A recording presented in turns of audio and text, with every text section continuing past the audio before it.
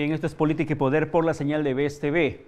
En esta parte del programa tenemos la comunicación ya con lo anunciado, con el congresista del bloque magisterial, el parlamentario Edgar Tello. Congresista, ¿qué tal? Buenos días, bienvenido. Buenos días, un gusto estar en tu programa, Pedro. ¿Qué tal, congresista? Mucho gusto poder conversar con usted luego de mucho tiempo. Yo, antes de entrar a lo que está pasando en el Parlamento, yo le quiero preguntar sobre el caso de Sala Goray, Mauricio Fernandini y lo que acabamos de conversar con Fernando Opelan respecto a lo que se habría montado dentro de esa trama de corrupción. Fernando Opelan considera que el presidente Pedro Castillo no habría recibido gran parte de la coima que se habría cobrado dentro de esta trama que usted conoce perfectamente. ¿Usted cree también lo mismo? ¿Cree que el expresidente Pedro Castillo es casi inocente de la forma como es que se montó la corrupción en el Ministerio de Vivienda? En primer lugar, ver con asombro, ¿no? Estos hechos que han sucedido. Y en segundo lugar, manifestar de que, bueno, todo ciudadano tiene derecho a ejercer la presunción de inocencia, ¿no? Está en investigación y, bueno, eso te determinarán las investigaciones en todo caso, ¿no? Ya, yo entiendo que usted lo dice eso dentro de un ámbito jurídico. No lo puedo culpar a alguien si ante la justicia no lo sentencia. Sin embargo, ¿usted podría poner las manos al fuego por el expresidente Pedro Castillo, su compañero de luchas sindicales? Creo que en las denuncias, indudablemente esperamos de que todo eso sea, digamos, investigado, y creo que cada uno tiene que asumir sus responsabilidades, ¿no? Por los cargos que ha asumido, Ya. ¿no? Y yo creo que un cargo tan importante que era la primera magistratura del país, indudablemente va a traer todo este tipo de problemas, ¿no? Y esperamos que las investigaciones determinen en todo caso eso. Ya. Le insisto con la pregunta por la cercanía que usted sabe perfectamente, yo conozco que ha tenido usted con el expresidente Pedro Castillo cuando les entrevistaba a ustedes a ambos, Edgar Tello un costado, Pedro Castillo un costado, y era un binomio de lucha sindical. Ustedes eran el reflejo de la lucha sindical de los maestros disidentes del SUTE. Y por eso le insisto con la pregunta. Usted, conociéndolo muy de cerca al expresidente Castillo, ¿considera que lamentablemente habría sido parte de ese esquema de corrupción? Reitero una vez más, hemos compartido luchas como compañeros, como maestros, pero ya en el espacio del gobierno el profesor Pedro Castillo decidió gobernar con los que perdieron las elecciones, ¿no? No con el sector que lo llevó a la presidencia, que eran los maestros, que eran su gremio, que era su bancada. Y obviamente yo dejaría para que las investigaciones determinen ello, ¿no? Bien, ahora entrando al plano del Parlamento, congresista Tello, bloque magisterial, ¿tiene alguna ficha particular, alguna alianza, algún acuerdo dentro del Congreso para tentar la mesa directiva? Bueno, nosotros hemos planteado ser parte de la mesa, queremos también de alguna manera presidir la Comisión de Educación. Hemos venido conversando, ¿no?, con las bancadas de centro, de izquierda. También han habido algunos anuncios de otras bancadas de conversar, pero indudablemente yo creo que en donde podríamos centrar un punto común, que es la defensa de la institucionalidad del Poder Legislativo y la atención de las demandas sociales de los trabajadores, de los maestros, ahí tenemos que fortalecer, ¿no? En bien del país y de todos los trabajadores y de todos los peruanos. Ya, ¿y ustedes encuentran una bancada dentro del Parlamento que no sea de izquierda, que pueda compaginar con esas ideas, como para que hagan alianza y puedan tentar la mesa directiva? Porque no ven con malos ojos, los grupos de la derecha no ven con malos ojos que alguien de la izquierda esté sentado en la mesa directiva. Yo saludo esa predisposición amplia, democrática, ¿no? Y obviamente que yo también converso con todas las bancadas, ¿no? Y eso es saludable en una democracia, ¿no? Pero no puedo negar también que hemos estado también conversando con bancadas de centro, de izquierda y también con algunas de derecha, ¿no? ¿Con quiénes de la derecha conversó? Bueno, ha habido invitaciones pues, de conversar con los integrantes de Renovación Popular y obviamente algunos también de Avanza País, ¿no? Y creo que conversar no es pactar, ¿no? Claro, eso está bastante claro, conversar no es pactar. Sin embargo, para muchos podría ser hasta una unión contra natura, que grupos de izquierda y derecha se unan a una sola causa dentro de la mesa directiva solamente para acaparar el poder. Y lo que también como manifiesto, hemos venido conversando ya, trabajando también con las bancadas de centro, de izquierda, y creo que ahí En vamos es- nosotros evaluando y definiendo en el camino, ¿no? y en esta coyuntura política, congresista Tello, ¿es más fácil para el bloque magisterial llegar a un acuerdo con alguien de la derecha que con Perú Libre, que son o que es el bloque parlamentario que los llevó precisamente ustedes al Parlamento? No, lo ideal es confluir en puntos comunes, ¿no? Que Ujú. beneficien a la población y sobre todo las demandas pendientes, ¿no? Y yo creo que en ese sentido hay una predisposición también de la bancada de centro y bancada de izquierda de cohesionar para poder ser una alternativa, ¿no? Pero ante el país, ¿qué pueden dar como logros parlamentarios ustedes como institución en estos momentos? Porque incluso son sujetos de constantes cuestionamientos desde el Ejecutivo. Tanto así que Alberto Tarola hace un par de semanas anunció que iba a presentar un paquete de demandas de inconstitucionalidades sobre varios proyectos que ustedes, o varias leyes que aprobaron por insistencia. Sería lamentable si eso sucede, porque sería darle la espalda a los trabajadores, a los Ujú. maestros, a la población, ¿no? Porque aquí en el Congreso de la República se promulgan leyes, ¿no? Que favorecen a los maestros, a los trabajadores y a la población, ¿no? Por Ujú. ejemplo, el nombramiento automático Ujú.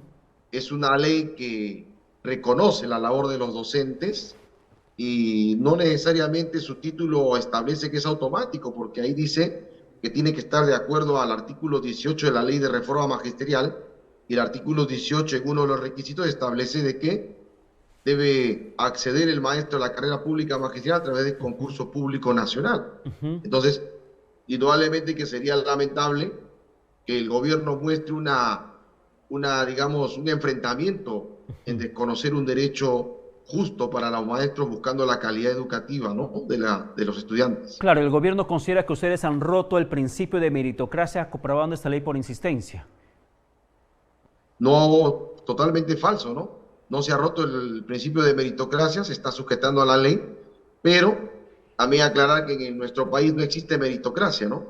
Meritocracia solamente existe para los maestros, pero no para todos los sectores. Y ahí vemos, comenzando por el Ministerio de Educación, cuando convocan plazas para especialistas, funcionarios, no hay la meritocracia que tanto hablan, Ujú. ¿no?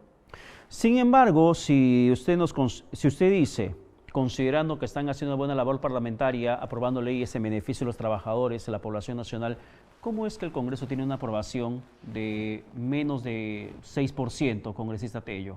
¿Por qué si tan buena labor están haciendo, por qué tienen tanto rechazo nacional? Casi absoluto. No es casualidad de que se vea en esta gestión, ¿no?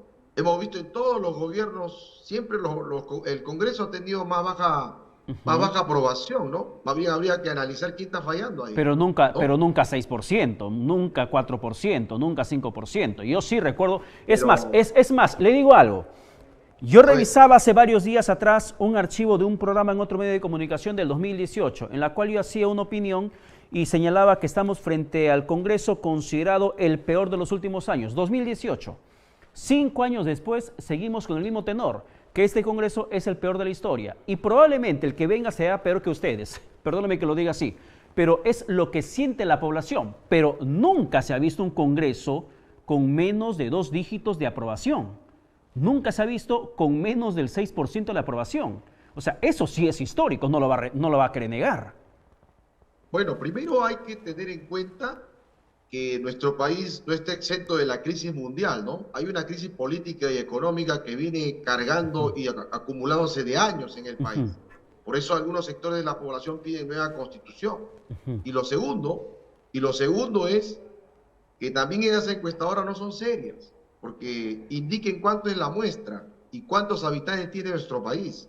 También ahí no son serios, porque la muestra no pasa pues de 1000 personas y el Perú tiene 33 millones de habitantes. O sea, no se ha consultado a los 33 millones de habitantes para poder decir que lo que usted dice del porcentaje bajo es real. Entonces estaríamos de alguna manera sorprendiendo a la opinión pública, ¿no? Y generando toda una imagen negativa que obviamente no corresponde a la cifra que usted manifiesta. Ya, no voy a discutir el resultado de la encuesta, pero sí le discuto el criterio que usted me dice, que cuando se trabaja con temas de estadísticas se agarran muestras, es una base científica, se estudia sobre probabilidades, sobre márgenes de error, y sobre esa base se saca finalmente un pequeño universo de lo que significa un resultado que posiblemente sea tendencia nacional. Lo que pasa, por ejemplo, en cada elección popular, lo que pasa, por ejemplo, en cada contexto electoral y lo que sucede en el tema de encuestas que se hace la opinión. Sin embargo, lo que yo también le quiero apuntalar es lo siguiente.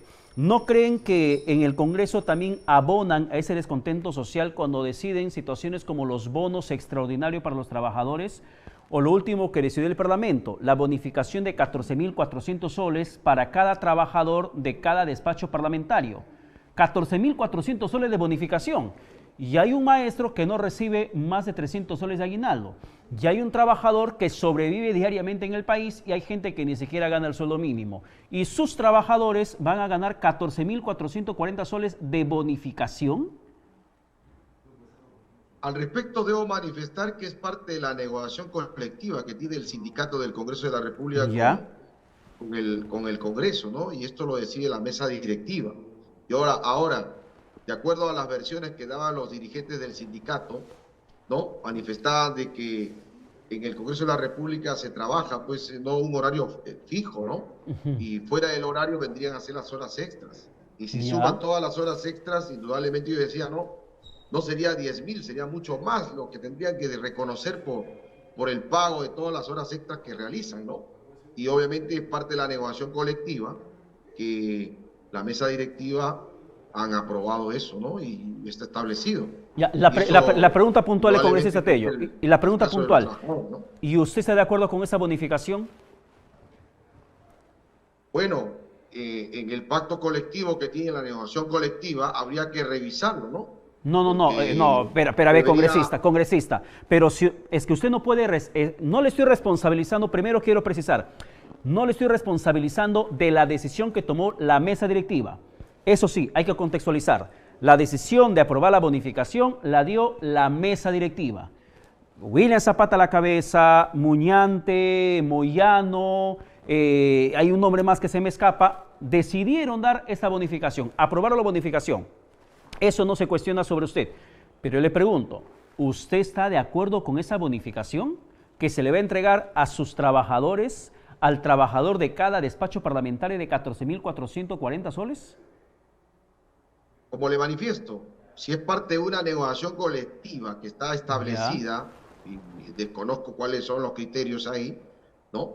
Entonces habría que revisar ello, ¿no? Y eso debería marcarse para todos los trabajadores en todo el país, ¿no?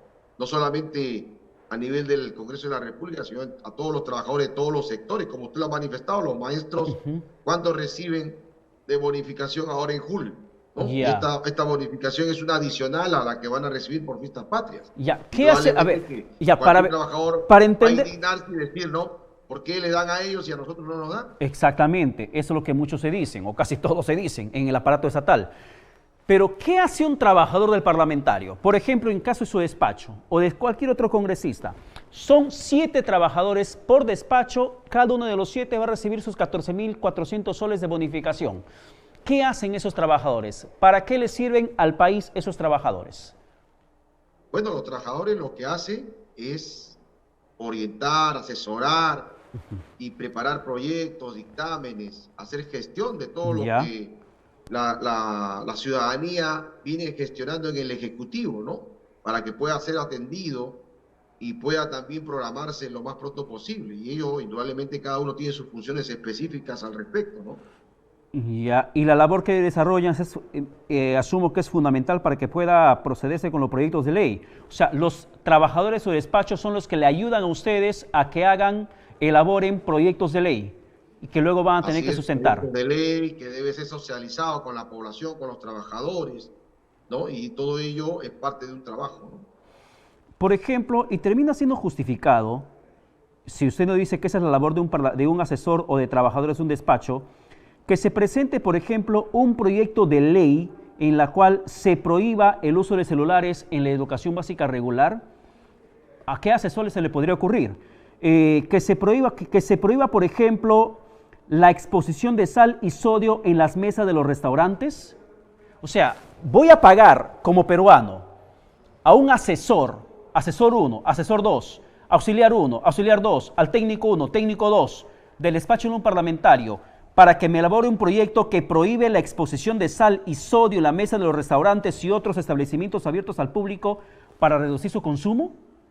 ¿Para eso me sirve un asesor? En ese sentido habría que reclamarle al congresista y al asesor que están No, elaborando esos pero proyectos, ¿no? se le Porque va a creo que hay pagar. proyectos de mucho mayor envergadura, de mayor prioridad, no hay agua ni desagüe en Lima, en los asentamientos humanos, creo que sería la prioridad para poder atender. No hay títulos de propiedad en muchos asentamientos humanos que ha crecido, ¿no? Bastante en nuestro país, que tiene más de 10 años posicionados y no tienen título. Yo creo que sería la prioridad más inmediata, ¿no? Ver que nuestros estudiantes tengan las condiciones de alimentación en todas las instituciones educativas con infraestructura adecuada, pero en todo caso habría que ya pedirle explicaciones al congresista que está presentando ese tipo de proyectos, ¿no? Bueno, y es justamente ese tipo de proyecto de ley que hace que se genere mayor descontento social ante el país y dicen, bueno, yo voy a salir a marchar el 19, dicen aquellos que van a salir porque quiero que se vaya este Congreso que tiene izquierda, tiene derecha, y quiero que se vaya este gobierno. ¿Sienten que abonan también ese descontento como parlamentarios? Bueno, lo que yo puedo manifestar es que aquellos que llevaron a la caída del gobierno del pueblo, que era del profesor Pedro Castillo, hoy sean los interesados en las nuevas elecciones, ¿no? Y no dicen absolutamente nada sobre el cambio de modelo económico, que es el cambio de marco legal, que es la Constitución del 93. Yo pregunto, ¿no? ¿Para qué sirvió el cierre del Congreso del señor Vizcarra Para nada. y las elecciones complementarias? ¿Qué soluciones han dado a la crisis del Perú en más de 200 años y los últimos 30 años que tenemos el modelo económico neoliberal en nuestro país? ¿No? Aquí parece que algunos juegan solamente a mover sus cuotas de poder, ¿no? De los grandes intereses de aparente enfrentamiento entre la derecha y los caviares, y creo que se olvidan de los problemas álgidos que la población desea que se resuelvan. Las pensiones irrisorias de 180, 400 soles, ¿no? Y de eso no hablan, ¿no? Los sueldos mínimos también son una cantidad irrisoria. No hay puestos de trabajo, hay mucho mercado informal y tienen que desalojarlos de todos los distritos de Lima, y creo que eso no abona, más bien, lejos de que se solucione la crisis, más bien estas propuestas populistas lo único que buscan es agrandar las brechas de desigualdad. Porque yo le pregunto a usted, ¿qué solucionaría un adelanto de elecciones mañana? ¿Solucionará la crisis, los puestos de trabajo, los sueldos mínimos? ¿Va a resolver que en nuestro país pueda crecer la industria en nuestro país? ¿O solamente es el populismo para engañar a la población y sentirse un poco de vanagloria en el momento y después empeorar la crisis que actualmente vive el país? Yo creo que al país no se le puede engañar a la población y sorprender tampoco. Ya. Y creo que acá debemos ser serios. Ya, El modelo entonces, económico ha generado grandes brechas de desigualdad. ¿Cuáles son los resultados positivos para la población de a pie sobre la economía que actualmente tiene nuestro país? ya. ¿O solamente la economía tiene que ser para sectores de arriba y abajo? Claro, Que eso son es, la gran mayoría. comparto en parte lo que se está mencionando, pero hay temas que directamente corresponden al Congreso que tendría que resolverla, por ejemplo, el tema de pensiones. Pero sí, para terminar con ese estrategia que el tiempo nos ha ganado, con lo que usted nos dice, entonces, ¿está de acuerdo con quedarse hasta el 2026, como lo dijo la presidenta de la República, Dina Boluarte? Que el tema de adelanto de elecciones y es un tema zanjado, tema cerrado, no hay nada que discutir y se van hasta el 2026. ¿Usted está de acuerdo con eso? No se trata de decir si estamos de acuerdo en que nos vamos, es lo que establece la Constitución, ¿no? Las gestiones de los congresistas son por 5 años, al igual que los alcaldes que tienen también un periodo de gestión. Y si no se deja gestionar y trabajar, obviamente que cuando se le ocurre a alguien no le cae a alguien bien, entonces vamos a buscar que se adelanten las cosas y lo único que va a generar es desestabilidad y gasto económico en elecciones tras elecciones. Mejor en todo caso que la Constitución ya no sea 5 años, mejor que se presente un proyecto de ley que el mandato de la presidencia y los congresistas sea cada 2 años y no le engañamos a la población y no estamos jugando con populismo, que algunos sectores ya parece que ya ese es su modus operandi y están acostumbrados a ese tipo de campañas, ¿no? Y obviamente le engañan a la población, o mejor dicho, trafican con las justas luchas que la población tiene para salir a las calles, pero metiendo un plan o un pedido que no es el sentir de la población. Bien, congresista Tello, muchas gracias por la comunicación. Que tenga buen domingo. Muchas gracias, igual manera. Muchísimas gracias. Ha sido el parlamentario del bloque magisterial, otrora socio político, aliado sindical, el binomio que formaba con Pedro Castillo, que hoy simplemente desmarca de él. Edgar Tello. Vamos a la pausa y regresamos para seguir con la programación de BES TV, pero ya se quedan con Johan Ramírez en presente y futuro. Que tengan buen domingo.